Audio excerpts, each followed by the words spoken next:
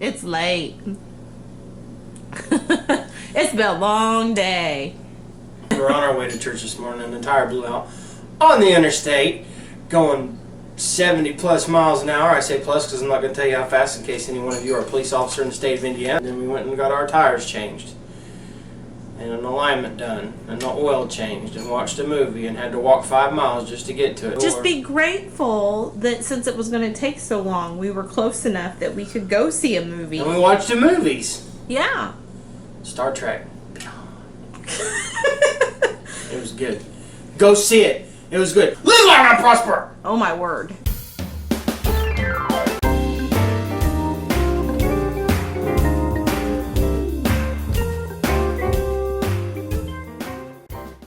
Hi, and welcome back to another edition of Cookin' Chris's Dishes with the good old boy. That's me, where we're cooking up dishes straight from recipes.crock.com, which is my beautiful wife's cooking blog. It has well over 400 recipes and rising. And today we're going to add another recipe to the video vault. And this is a Homestyle cube steak and gravy. Now, my wife and I were discussing previous to this what we were going to call this because it takes after the Homestyle pork chops that we made and the a few Homestyle weeks chicken back, and the Homestyle chicken. Now, if y'all remember me going on and on about that Homestyle pork chops, this is kind of like that recipe. So I said, are we going to call it Homestyle since it's the same recipe and just different meat? And she says, no, we're just going to call it cube steak and gravy. Now let me bring you back about 30 years into the past. Oh no. When my mother would make us dinners at home. Now my mama can cook. My mama is an amazing cook. My mom's a saint, by the way. She could cook anything and make it taste good. Chicken, fish, steak, pies, cobblers, jams, jellies, rolls. I miss you, Mom. I'm going to call her when we get done with this taping just to tell her I love her. One thing that it didn't matter what she did, and I'm sorry to bring this out into the light, but Wow. she could not make me eat cube steak and like it. She'd make me eat it so that I would grow into the strapping young man I've become, but she would not make me like it, and I did not. You see, cube steak is the one piece of meat on a cow, other than maybe the hoof or the tail, that I do not like to eat. You were kind of a dramatic child, it sounds like. I really was. That's hard to... But it's the texture of it that gets me. I love beef, but it was just the texture of cube steak that I just never cared for. And now we fast forward into the future, actually the present, 30 years, and my wife has found a recipe to where I enjoy eating cube steak. Now, I'm not going to pull y'all's leg. If it was a choice of a ribeye or a filet or a sirloin, I'm going to go that route versus 30 years of prejudice. But I will eat this cube steak. In fact, I will prove it to you and I will eat it on camera. But first we have to make it. So what you need to do is find yourself some cube steak. You can find it in a cow, or you could just go to your local meat store, butcher, Walmart, wherever. And right here we have 2.10 pounds of cube steak. About 6 to 8 pieces of cube steak. Kind of like we did 6 to 8 pork chops. Yep. 6 to 8 pieces of cube steak. Yep. Not 68. Pay attention. What are you doing? I'm undressing my meat. You need to make your flour mixture first. Well, I know, but I just want to show how pretty that cube steak okay. is. All right. And then my phone's messed up, so you're going to talk me through this. Okay. You need a half a cup of flour that he's put in a cup because he's run out of containers. And I didn't want to do the dishes. Now, again, we're using a gallon size. Is that a gallon size bag? Yep. It looks like a gallon size bag. I just put it in a bowl so that it will hold it while we put our stuff in. And you're going to use 1.5 teaspoons of dry mustard, which we're almost done with. Oh, snap. So 1.5 teaspoons. I found a 3/4 teaspoon. 2 of those. No. Oh, yeah, 1.5 teaspoons would be, 3/4. Yes. Ooh, I hope we have enough. There's that. Oh, Michael! Well, that was, I measured it. I guess by we eye. really do need some more. And by the way, we're out of powdered mustard, by the way. Okay. Okay, half a teaspoon of garlic powder.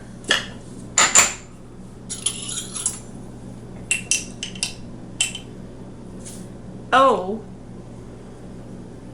Oh. Some of it flew out.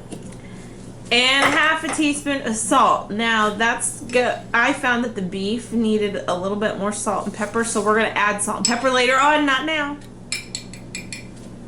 One more. Salt pig. Okay. All right, so zip that up and mix it up real quick before you throw your beef in.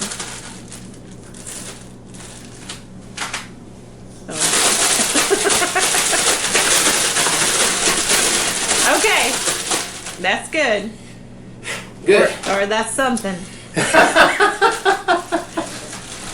All right. Now, put all your beef in there. But honey, will all that fit in all here? Yes. Okay. Put all your beef in.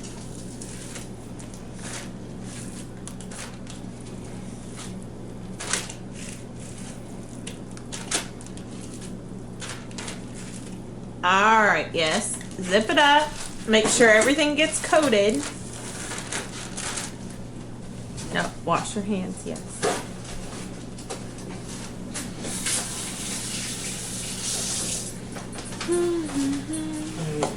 Again, there's our dog drinking out of the bowl.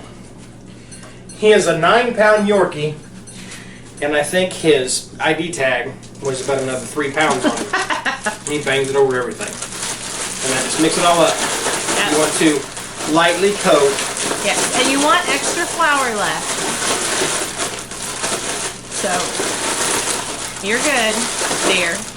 So now in your Ninja, or in a skillet if you don't have a Ninja, you have 2 tablespoons That's of hot. oil going. Oh, okay, that's, whoa. All right, dear. Let's do tablespoons. Oh. Okay. Now place your meat. Dust it off a little bit as it goes in. Yeah. Place it in there. We're gonna just brown it on both sides. You might have to push it to be a little snug. Push it real good. Oh my. Oh, that's right. We're gonna add the salt and pepper later, right? That was the good one. Woo. 3, 4. Well, that lid was really hot. Well, I think you maybe were leaving it preheating way more Yeah. than you should have. Folks, practice safe cooking methods and don't burn yourself. And so here, all we're doing, if you don't have a slow cooker that has a browning step, then you could do this step in a skillet on the stove. We're just lightly browning each side. It doesn't have to be perfect. Okay, you have a piece of meat left over. It ain't gonna fit in there. Well, when you're gonna have to brown it at some point. We'll brown it later. Okay. Or no, just put it on top right now, and then as you flip things around. Actually, here's the thing. Your meat will shrink as it cooks. Yes, it's going to. It'll be fine. You just want to get it a little brown too. You might wash your hands at some point.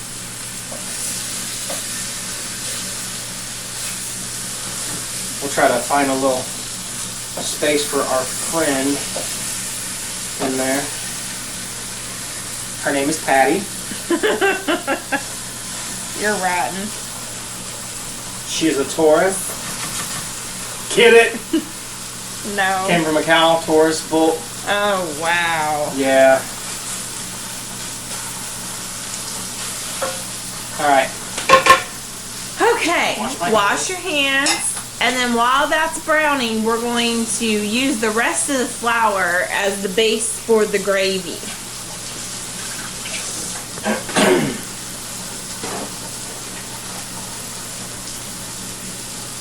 So pour all your flour in one of your little bowls. Oh, I didn't need that other mixing bowl because I already had one. Yeah. And then a little bit at a time, we're going to put 2 cups of beef broth in, but let's do a little bit at a time so it doesn't get super lumpy. What are you looking for? A whisk. No, you just use a fork. I'm just going to use a fork. A fork can be used as a whisk. And you're going to need to flip those pretty soon. Am I stressing you out yet? It's called marriage.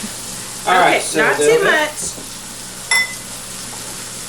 There you go. Get it nice and... You're trying to prevent as many lumps. If it has few lumps, it's going to be alright. You might want to pause a moment and flip your beef, dear.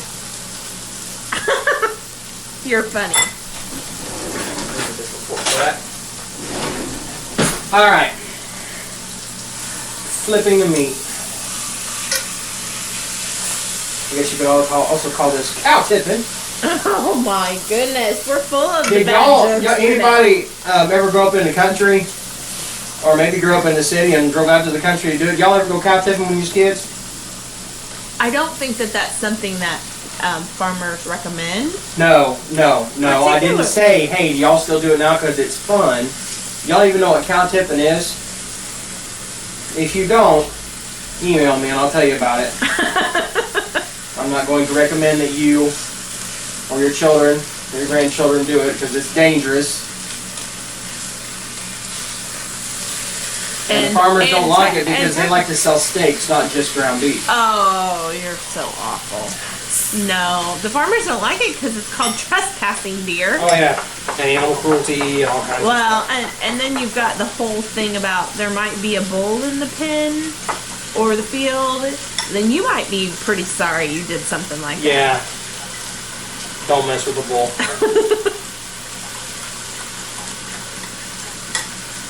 Alright. It's all tempered up there. Alright, good deal. So now, just once everything's got a light brown coat on it, then you're going to turn that to slow cook, or the people who've done that on the stove are just going to move it to put their steaks in their slow cooker. And if they lay on top of each other, then that'll be fine. Yeah, fine. that'll be fine.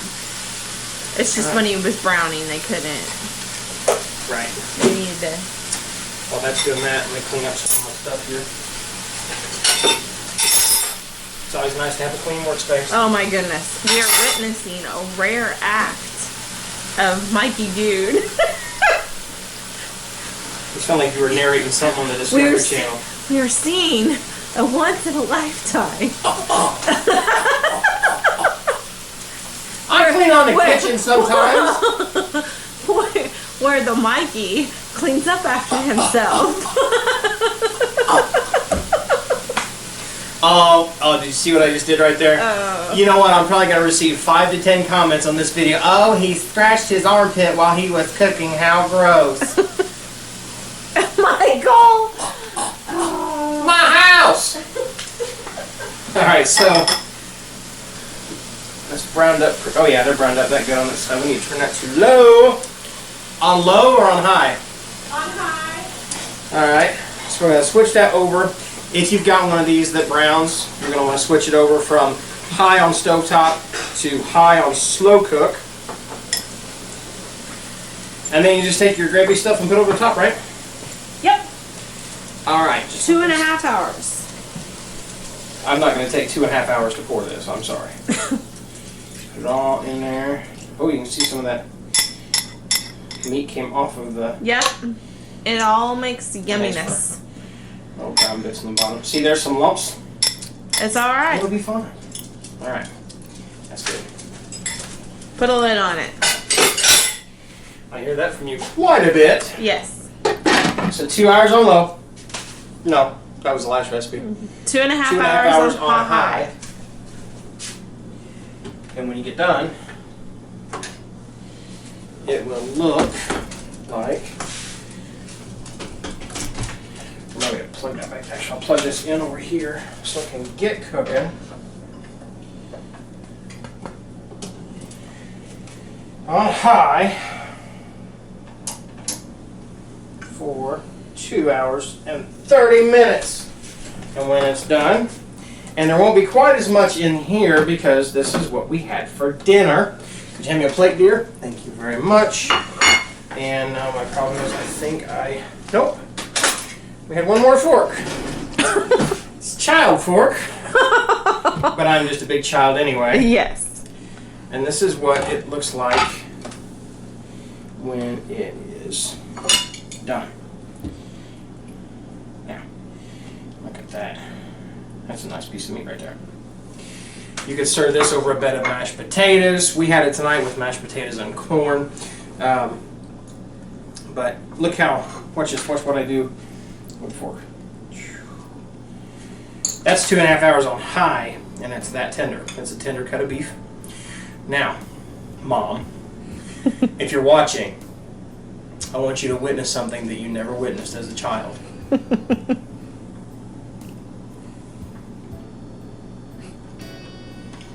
You're going to have to give your mom this recipe. She might not like you anymore. No, she might be happy that she finally found a way to make you appreciate it. And I do. And I appreciate all the things that my mom did for me as a kid. I just didn't like her